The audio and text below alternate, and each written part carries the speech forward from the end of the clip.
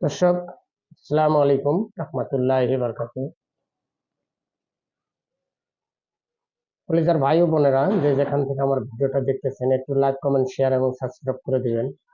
আমি মনের দুঃখে, মনের বেদনা নিয়ে কিছু কথা বলবো আপনাদের সম্মুখে।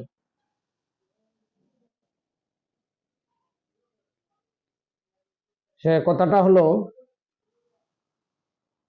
আমি আমি একজন হতদরিদ্র ঘরের সন্তান। আমার কিছু নাই। আমি অনেকদিন আগে আমার একটা রোগ হয়েছিল।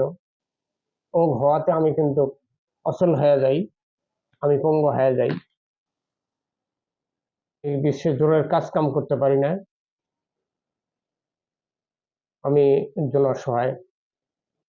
তারপরেও আমার 1 ইঞ্চি সম্পদ নাই যে আমি করে খাবো। একমাত্র হাতের উপরে আমি চলি। আমার বাপ দাদারও কোনো সম্পদ নাই। আমার বাপ দাদার সম্পদ আছে, আবার নাই। কেন নাই? আমার দাদা সব সম্পদ 10 টাকা, 20 টাকা, 50 টাকা, 500 টাকা এরকম করে নিয়ে আমার দাদার সম্পত্তি মানুষের দিয়ে গেছে। আমি সেটাও আমি একটা ভিডিওর ভিতরে দেব, আমার ইতিহাসের কথা। আমার বয়সে আমি তিস্তা নদী ভাঙছে। আমার বয়সে আমি 15 থেকে 16 বার ভাঙছি আমার বসত বাড়ি। মানুষের জমিনে যাই, ওখানেও নদী ভাঙে। আমার তো সম্পদ নাই, মানুষের জমিনে বসত বাড়ি করি, সেখানেও নদী ভেঙে নেয়। নেওয়ার পরে আমি এখান থেকে ওখানে যাই, ওখান থেকে ওখানে যাই, যা থাকি। কথা হলো যে আজ পর্যন্ত যে আমি একটি পঙ্গু লোক, আমি যে অসুস্থ লোক, এটা কিন্তু গ্রামের মেম্বার চেয়ারম্যান সবাই জানে। যে আমি হাঁটি কিভাবে, আমি চলাফেরা করি কিভাবে, আমি কিভাবে কর্ম করি, এটা কিন্তু মেম্বার চেয়ারম্যান আমার সবাই জানে। আমরা এক বাপের 7 ভাই। আমাদের একটা যে কবিতরের পা ফেলাবে এই সম্পত্তিটা নাই আমাদের, আজ পর্যন্ত করতেও পারি নাই। তাহলে যেই যে আমাদের এলাকায় যে ভূমিহীন যে সম্পদটা আছে, যে ভূমিহীন ঘর এবং উচ্চগ্রাম যেগুলান দিছে, এই সম্পত্তিগুলান, এই ঘরগুলান কোন মানুষকে দিল? আমার সংসদে এবং যে আমাদের উপজেলা চেয়ারম্যান, যারা এমপি মন্ত্রী মহোদয় আছেন, তাদেরকে আমি বলছি যে বিগত যে হাসিনা সরকারের আমলে যেগুলান ঘর দিছে, এই ঘরগুলান কাকে দিছে, কোন মানুষকে দিছে, আমি এটা যাচাই বাছাই করতে কই। এটা যাচাই বাছাই আপনারা করবেন যে এই ঘরগুলান গ্রাম, একটি খামার, একটি বাড়ি, এই ঘরগুলান কোন মানুষকে দিছে, তাদের বাপ দাদার সম্পদ আছে কি, তাদের সম্পদ আছে না নাই, এই জিনিসগুলান আপনাদের কাছে আমি অনুরোধ করে বলতেছি যে এই জিনিসগুলান আপনাদের কাছে আমি তথ্য নিতে চাই, তথ্য করতে চাই, যে আপনারা যাচাই বাছাই করে দেখবেন যে এই ঘরগুলান কাকে দিছে। বর্তমান সরকারকে আমি বলি যে এই যে ঘর দিছে, দেখেন আমাদের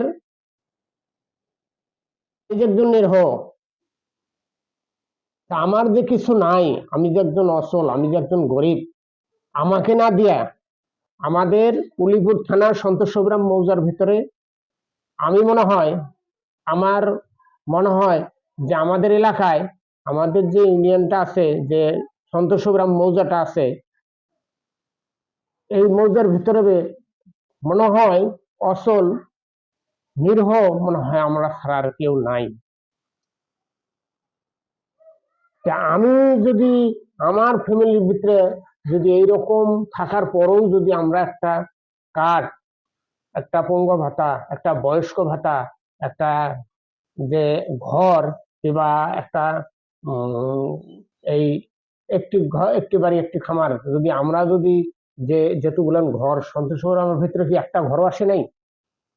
তাহলে আমাদের এলাকার নিম্ব চেয়ারম্যান আমাদেরকে এইরকম ভাবে মানুষকে না দিয়ে আপনারা যাচাই বাছাই করেন, যাদের অর্থ সম্পদ আছে, যাদের ঘর বাড়ি আছে, যাদের বাবার সম্পত্তি আছে, তাদেরকেই দিছে, কিন্তু আমাদের মতো মানুষের দেয় নাই।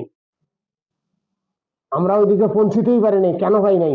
আমাদের টাকা নাই, এই জন্য আমাদের সম্পদ দেয় নাই, এই জন্য আমাদের ঘর দেয় নাই। দেখেন আমাদের অলিপুর থানা, আমাদের সন্তোষগ্রাম মৌজার ভেতরে কতগুলো ঘর দিছে, কটা ঘর দিছে, তাদের বাপ দাদার সম্পদ আছে কিনা, তাদের সম্পদ আছে কিনা, আপনি খালি এই জিনিসটাই যাচাই বাছাই করে দেখেন। বর্তমান সরকারকে আমি বলছি যে এই জিনিসগুলেন আপনি একটু তদন্ত করে দেখেন, যার সম্পদ আছে তাকেই ঘর দিছে, যার সম্পদ নাই তাদের ঘর দেয় নাই। যে 20,000 টাকা দিতে পারছে, 50,000 টাকা দিতে পারছে, তাকে ঘর দিছে, আর আমার মতো অসহায় পরিবারকে একটি ঘরও দেয়নি। আজ পর্যন্ত রমজান মাস, আমি মিথ্যা কথা বলবো না, আজ পর্যন্ত আমাদের এক সিলকা সম্পদ নাই। আজ পর্যন্ত মানুষের জমা জমিতে বাড়ি করে আছি। তাহলে আমার মতো অসল মানুষ, আমার মতো নিরীহ মানুষ যদি ঘর না পায়, সে ঘরটা কোথায় দিছে? আমাদের এলাকার নিম্ব চেয়ারম্যানে। আরেকটি কথা হলো যে পোষ্যগ্রাম, আমাদের এলাকায় অনেক পোষ্যগ্রাম দিছে, যেমন গাইবান্ধা, সুন্দরগঞ্জ, খোর্ধাচরে আপনারা দেখবেন, খোর্ধা, নাকশলা এবং বিরহিমের ভিতরে দেখবেন যে পোষ্যগ্রামের যে ঘরগুলান দিছে, এই ঘরগুলান কোন লোকটারে দিছে? ভালো ভালো ঘর, আমরা থাকতে পারি না, সেই ঘরে গরু থুছে। যাদের অর্থ সম্পদ আছে, যাদের জমা জমি আছে, তাদেরকেই দিছে, তারা গরু থয় ঘরে, তারা গরু থয়, ছাগল থয়, পোয়ালের আটি থয়, পোয়াল আটি, ধানের আটি কিনে কিনে সেগুলো ঘরের ভিতরে ভর্তি করে থয়, কারণ তাদের ঘর আছে, থাকার প্রতিষ্ঠান আছে, সব আছে, জমা জমি আছে, তাদেরকেই ঘর দিছে। কিন্তু আমাদের কেন দেওয়া হলো না? বর্তমান সরকারের কাছে এটাই আপনি নিখুঁত ভাবে একটা তত্ত্ব নিয়ে দেখেন যে এই জিনিসটা কেন করা হলো, এক দুর্নীতি কেন করা হলো। আমার কাছে এটাই হলো কথা।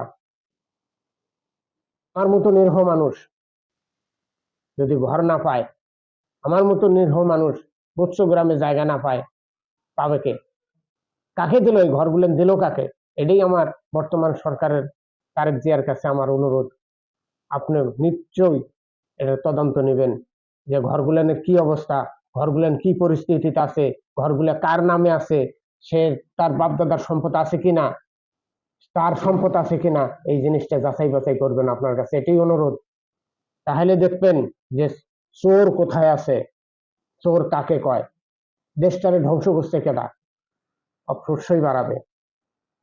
ভালো থাকেন, সুস্থ থাকেন, দেখা হবে অন্য কোনো ভিডিওতে।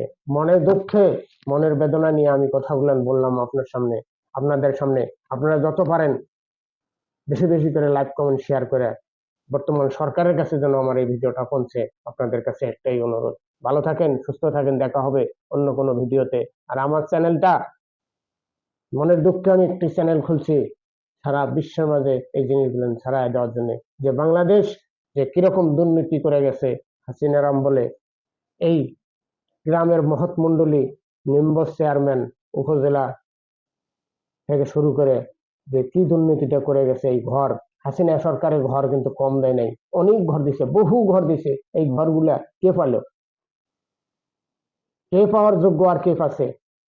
এটাই আমার কথা। ভালো থাকেন।